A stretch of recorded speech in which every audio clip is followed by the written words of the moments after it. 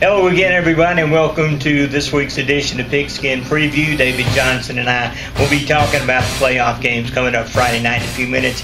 But, of course, right now, this is Coach Matt Fligg from Monroe Area High School. Just finished an 8-2 season.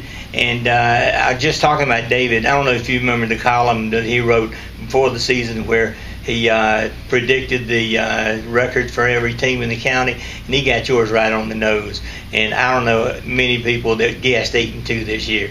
Well, David and I talked about that a few days ago, and I did remember that.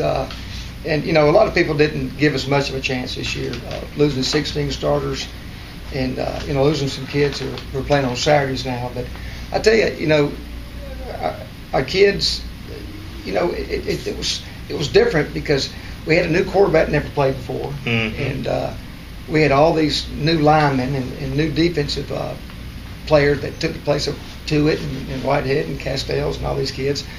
And, you know, at first I didn't think I didn't know if we could end up being as good as we were this year. But you got to credit the kids.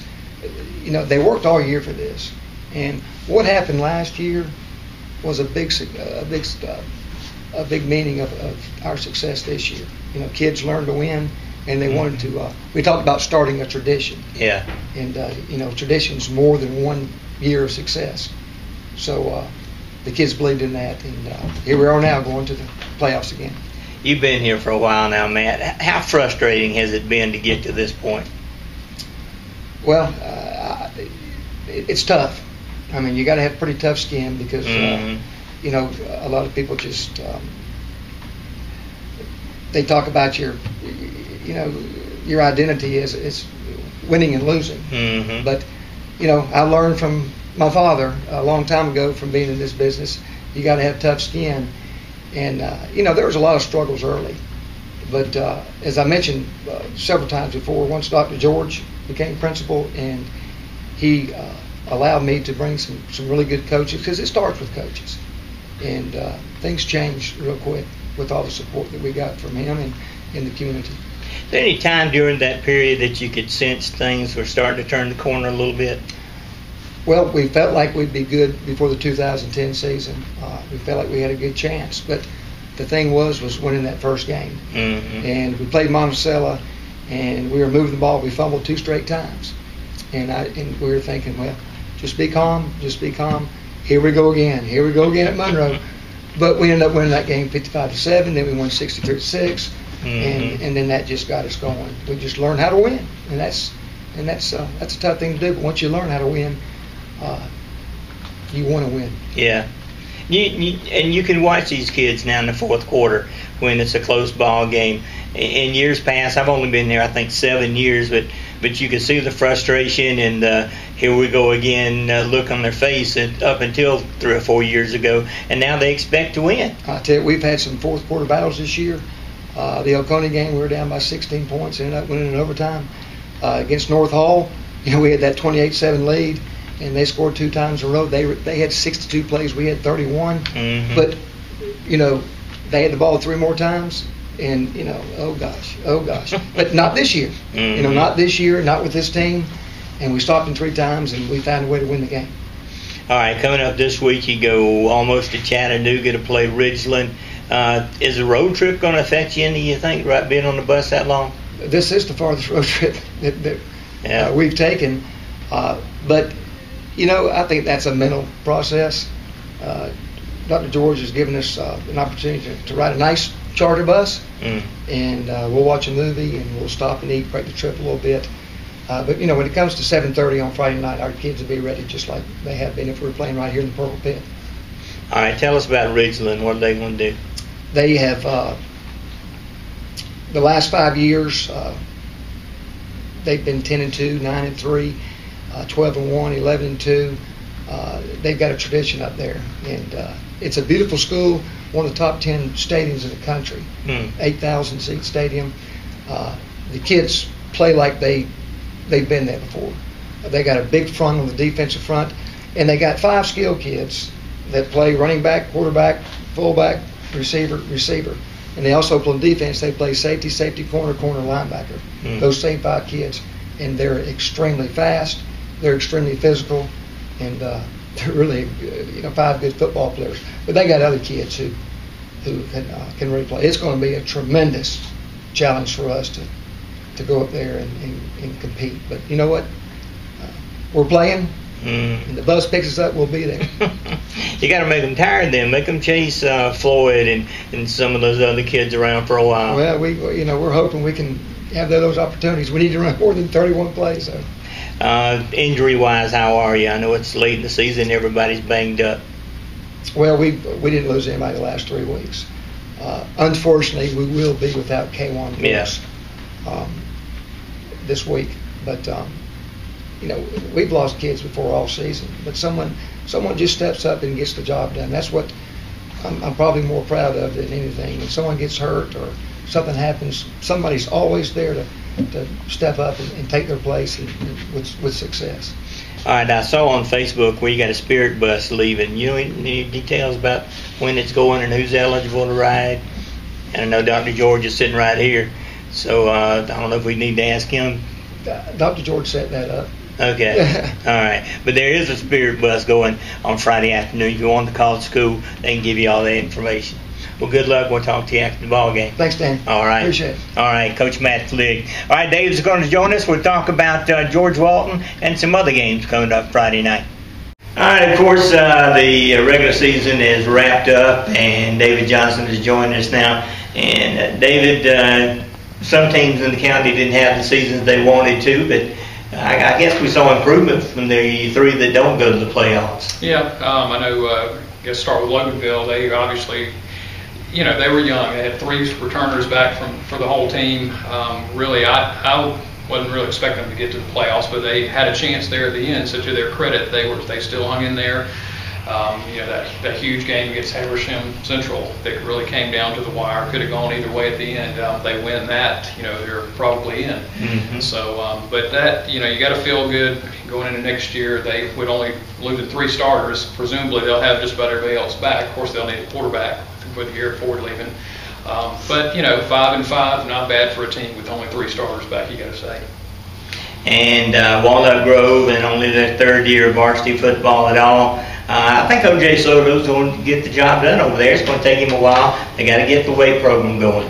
Yeah, he'll get it turned around. I mean, he came in there, inheriting a program that was very young anyway, not a whole lot of juniors and seniors in there, and putting in that new offense, new defense. That just takes any team, even if you had a bunch of experienced players. That's going to take time for them to learn to pick up on that hybrid wing T thing that they run. Yeah. So even though it didn't necessarily show in the win-loss column, they definitely were improved this year. And like you said, once they get a little bigger, stronger, more experienced, I think you're going to see some results from them.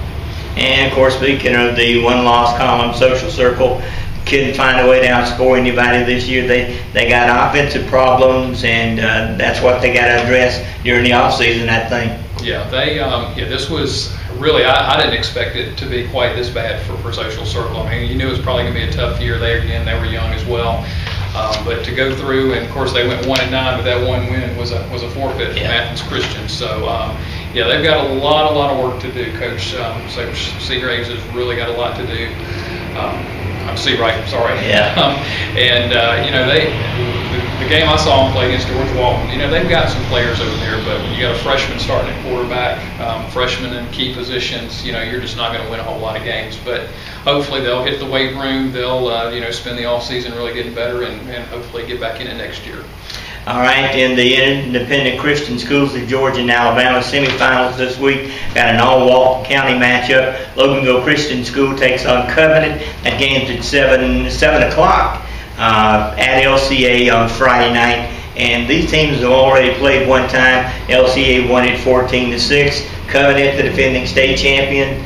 It's a backyard brawl, so anything can happen in this one. Yeah, this is great. This is always good to see a couple of county teams get together. This has really kind of developed a nice little rivalry between these two. Last year, Covenant won the whole thing, and they won it on LCA's home court there. So I know that didn't go over too well with the Lions, and they're probably just glad to still be in it, to get Covenant back at their place this year.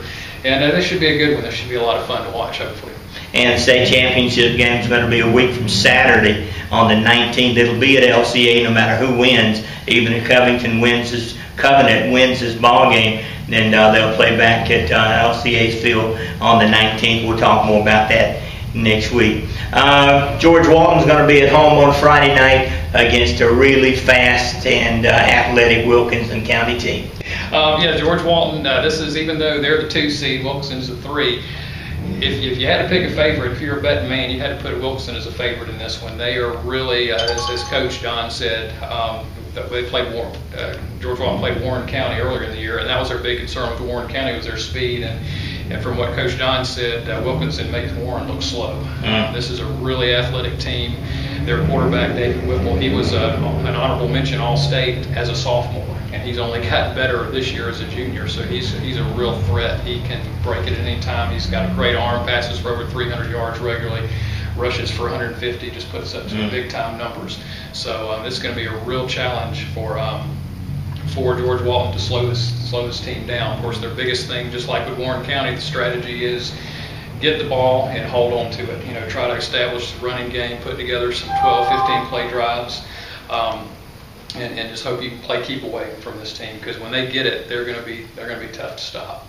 How healthy is Hunter Rice? Is he ready to go? Yeah, I think he'll be fine. He was kind of banged up last week. He didn't run it a whole lot until late in the game when things got desperate for George Walton, of course, in that thriller they had against Athens Christian last week. But when it came down to crunch time, he really came through. He ran it very well, throws it well. He's really what makes him go.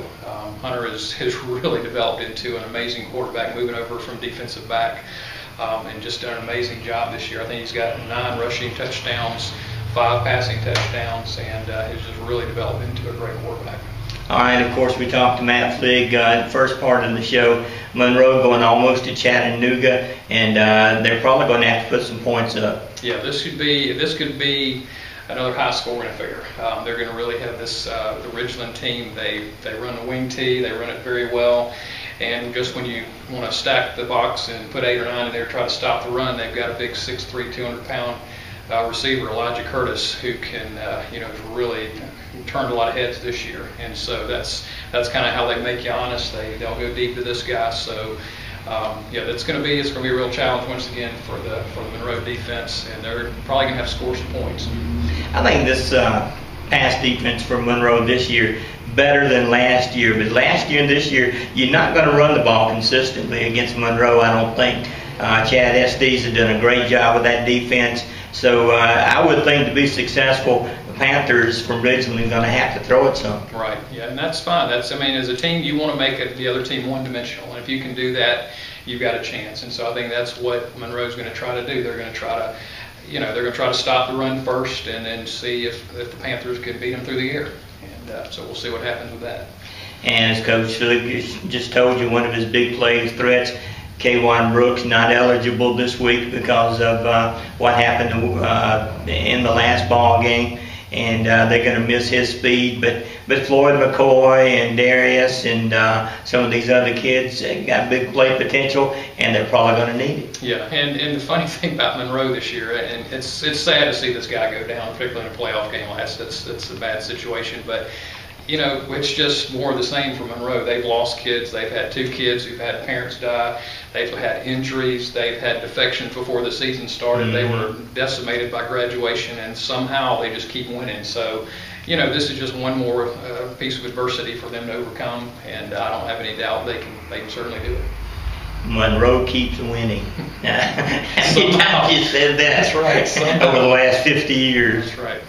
All right, game time 7:30 in Richland. They got a Spirit bus, as you've already seen, leaving at 3 o'clock on Friday afternoon.